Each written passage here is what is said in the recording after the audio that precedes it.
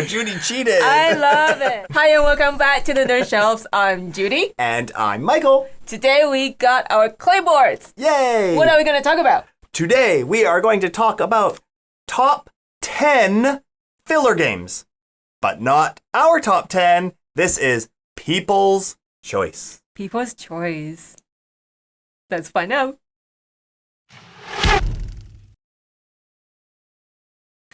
Okay, so we put surveys up on our YouTube community page, which people who have subscribed to our channel can see that. We've also put surveys up in our Facebook group, in the board game Facebook group, and also on Twitter. And then we compiled all of the results and we came up with the people's top 10 filler games. What I found really interesting is we gave the ability for people to add their own games. Yes. And there were 75 different games added to this list. That's very fun. I love it. It's super fun. I love that too. We figured out what percentage of all of the hundreds and hundreds of votes that we got, what the percentage of each one is, and we ranked them from 1 to 10. That is awesome. 8, 9, and 10 are actually tied. They each got 2.5% of all the votes, each of them. So, what is number 10?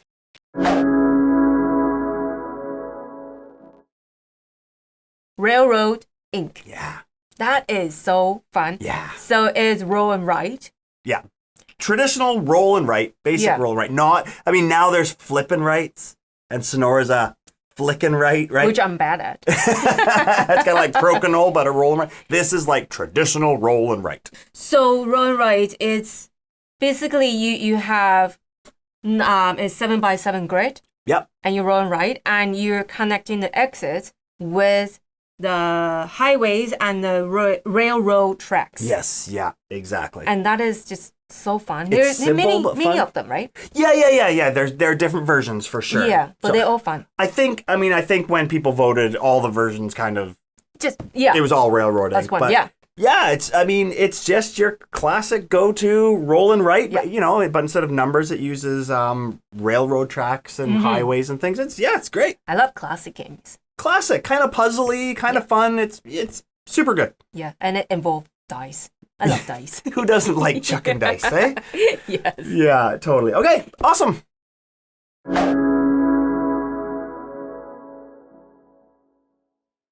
Biblios. Biblios.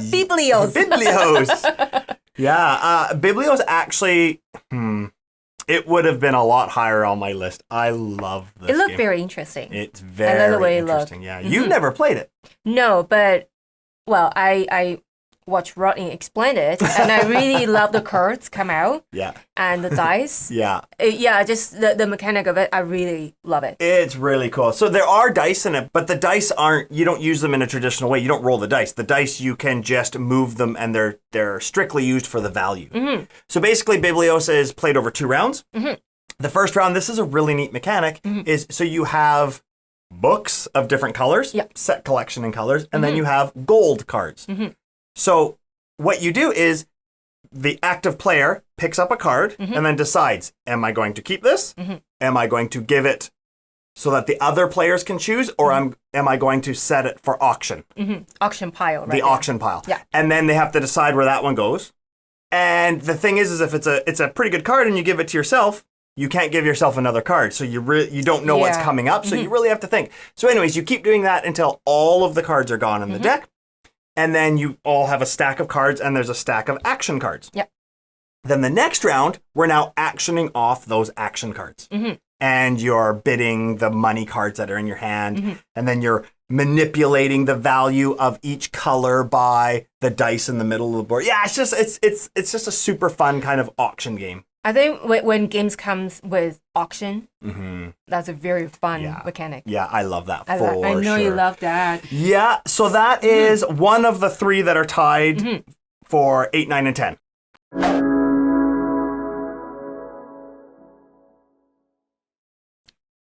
No thanks. Oh, why not? You don't want to say number 8? No thanks. Why not? Well, no thanks.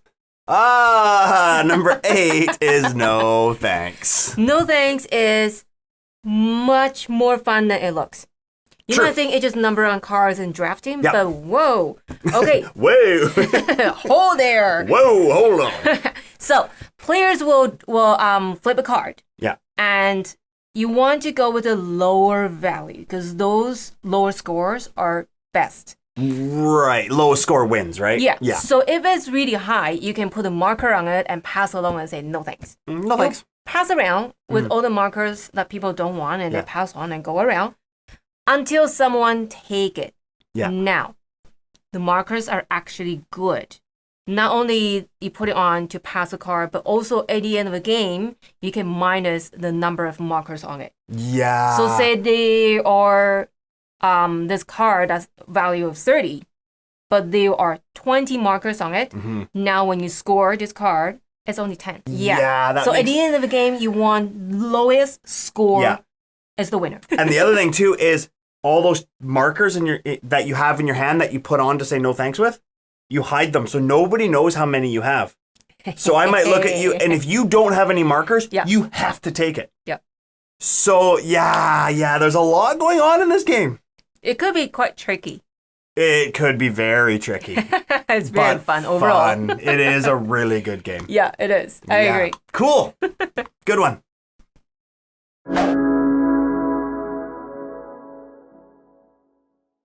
Number 7 is The Crew. The Crew is a game that neither of us have ever played. I wanted to get it, but I don't think it played well with us. Yeah, especially with 2 players. Yeah. More player, the merrier. So we've actually never played it, but I know the basic mechanics of it. It's a cooperative trick-taking game. And obviously, The Crew had 3% of the total votes, which is quite a bit because there were hundreds of votes. But so a lot of people like it. It's a space theme. Space theme, I usually like cooperative trick taking. Yeah. So basically, I'll play a card and then of a certain suit, and then everyone else around the table plays a card, and whoever has the highest card wins the trick. But I'm trying to win tricks to complete certain objectives, but you don't know what those objectives are. It's like limited information with the people you're playing with. So it sounds really interesting. I've just never tried it. Yeah, but this is from People's Choice, so we might check it out. It's a good recommendation from People's Choice. Exactly. And if you haven't played yet, you should check it out too. Yes.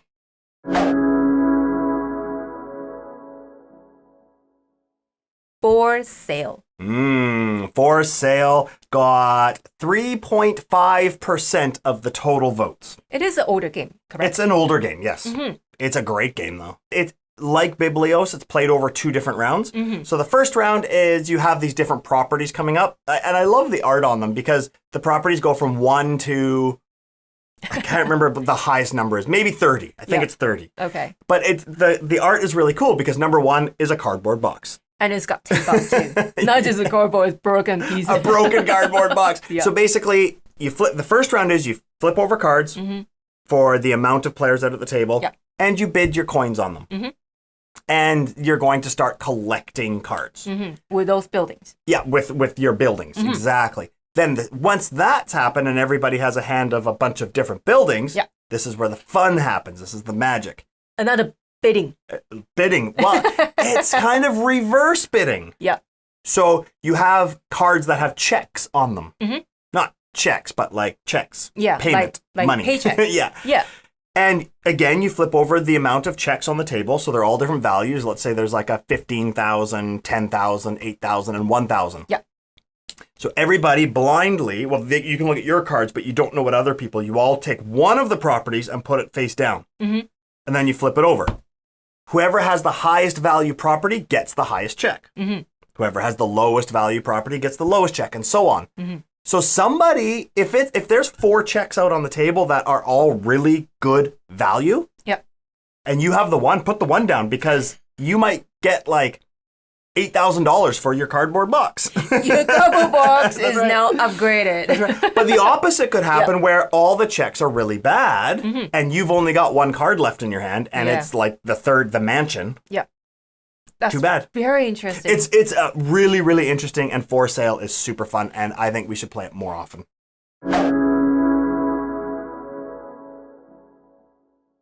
Number 5. Just one. No, 5. Just one. 5. Just one. Just one is number 5, and it got 4% of the votes.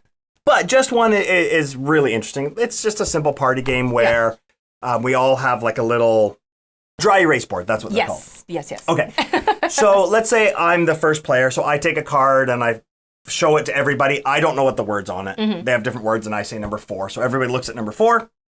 They have to try to get me to guess what that word is by writing it on a clue, right? Yeah, some sort of clue. So, for example, I don't know, like we saw, if it's Canada, so you might say, I don't know, Ottawa or maple leaf or something like that, right?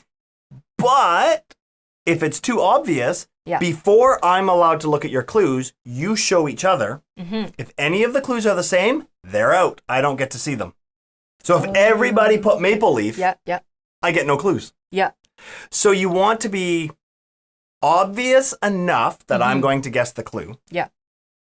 But without being too obvious where everybody's going to pick the same one. You might end up no clue at all. Yeah. Everyone say the same thing. I think we should fun. Yeah, we should have that. Yeah, we should definitely for parties and stuff. Super fun. That's just one at number 5.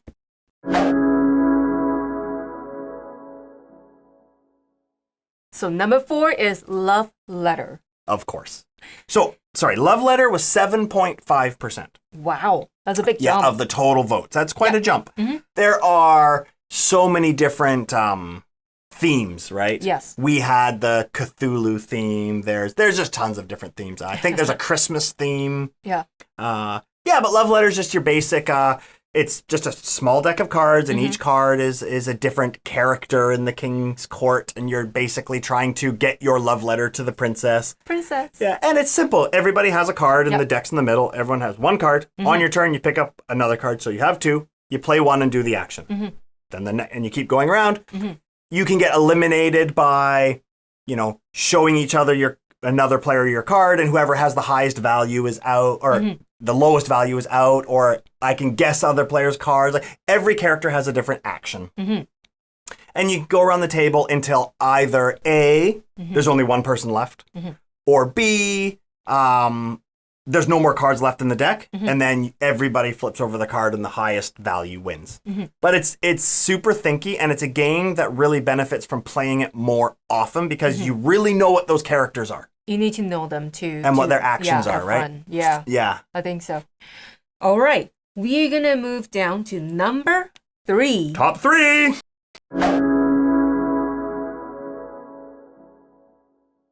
King Domino. King Domino. And that King Domino got 10% of all the votes. That is so awesome. Yeah. This game is so fun. It is fun. With adults, with kids. Yeah. So good. Yeah. Especially with the tile laying, right? You're trying to expand your territory by the crown, not just territory. You need to have crown in it, and you multiply the number. That's right. That is so fun. I love it. It is fun. And the mechanic I love is the tiles are placed out in order. And the order is basically the lower numbers aren't great tiles, and the higher numbers are better tiles, more crowns and stuff. And so when you lay them out in order, when you pick your next tile, so before you place your tile, you get to pick what tile you're going to pick in the next round. So if you pick one of the better tiles, that means your turn order is last. Later. Yeah. Right? Yep. So you might want to pick the tile that's not as good, because that means you get a better turn order in the next round, and it keeps going. It's super fun. Lots to think about. It is super fun. And I have to say, I'm not ashamed of it because my kid beat me. I'm very proud. Yeah. Good job. Can I clarify? Our youngest kid beat her. I wasn't paying attention because I was being overconfident. And I look up like, what? Yeah. Wow. So good. So good. So good. So that was number 3, King Domino.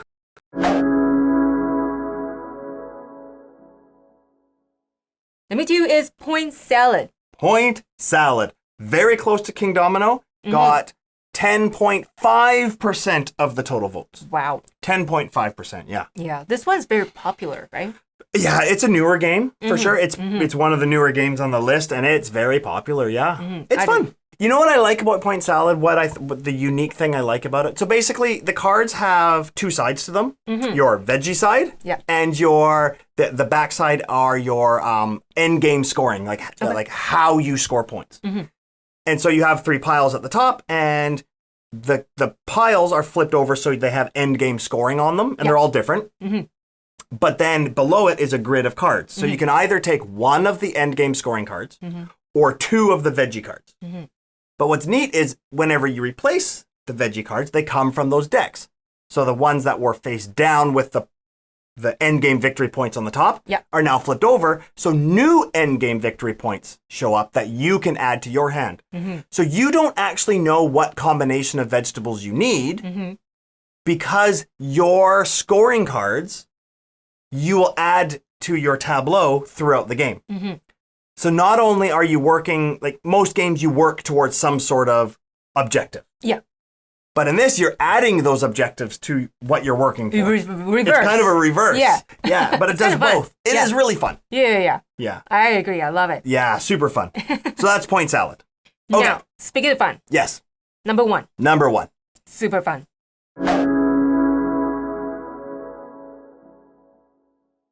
Shall we go? Sure. Sushi Go.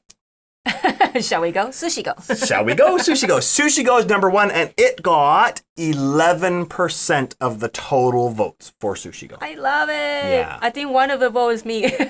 Oh, Judy cheated. I love it. It is so good. Yeah. Yeah. First, the art. Cutest thing ever. Yeah. And then the gameplay. Yeah. Yeah.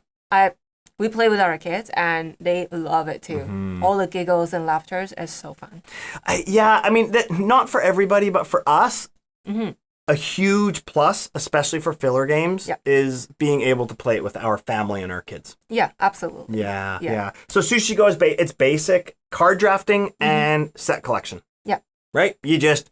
Easy peasy. You have a deck of cards, you pick which one you want to keep in your tableau, and you pass the rest along. And you just keep doing that over and over again until the cards are gone and you count up your score. And every type of sushi scores in a different way. Yeah, you pair up or single or they're so fun. It's so fun. I love it. Yeah, my nephew came over a while ago to play with our daughters. Yeah. And it was just so simple. I just said, here you go, guys. Here's Sushi Go. Here, I'll teach you. 5 minutes. Boom. Go. And then they can play for the rest of the holiday, right? Yeah. It was awesome. I loved it. I love it. So good. Yeah. So the way you were talking, that probably would have been your number one. I think so. Yeah. I know so. Yeah. All right. So that's top 10 filler game from People's Choice. And thank you everybody who participated in this People's Choice, whether it was on our community page, Facebook, or Twitter. Yes. And if you're new, please subscribe. Hit that notification bell. That's right. And then you can also join our community page where we're going to have more People's Choice votes. Yes. Thank you for being part of it. Absolutely. Until next time. Go ahead and get another game off of your nerd shelves. Take care. Bye.